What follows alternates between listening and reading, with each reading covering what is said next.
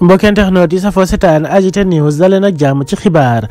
Malick Gakou nee na il va totalement être blanchi par la justice face aux accusations complotistes nee na nag loolu mi ngi ko jagleel ki nga xam ne moo di Ousmane Sonko moom Malick Gakou nee na nag kii di Ousmane Sonko gàkk-gàkk yi nga xam ne daal dinañ koy tekk ci ab deram dinañ ko setal ba mu set wecc ndax nag lii du lenn lu ab complot boo xam ne ñi ngi ko amal ci ab ndoddam waaye nag moom Malick Gakou mi ngi manifester ab soutien wam ci Ousmane Sonko ne mi ngi koy jàppale bu baax a baax na dem te ñëw dara du fa xew dara du fa am ci digganteem ak le président Macky Sall ndax ñoom ñooñee nga xam ne ñoo nekk ci justice ba ñoom ñëpp ils sont manipulés par le président de la République ndax Félix Antoine Diome ministre de l'intérieur ak ki nga xam ne moo di Ismaïla Madior Fall ministre de la justice ñoom ñooy dawal pion yi ndax seen jeu de dame bi nga xam ne moom lañ tàmbali jubluwuñ ci lenn lu dul éliminer Ousmane Sonko waaye toute la population sénégalaise ñu ngi ci ginnaawam ngir daal di koy jàppale.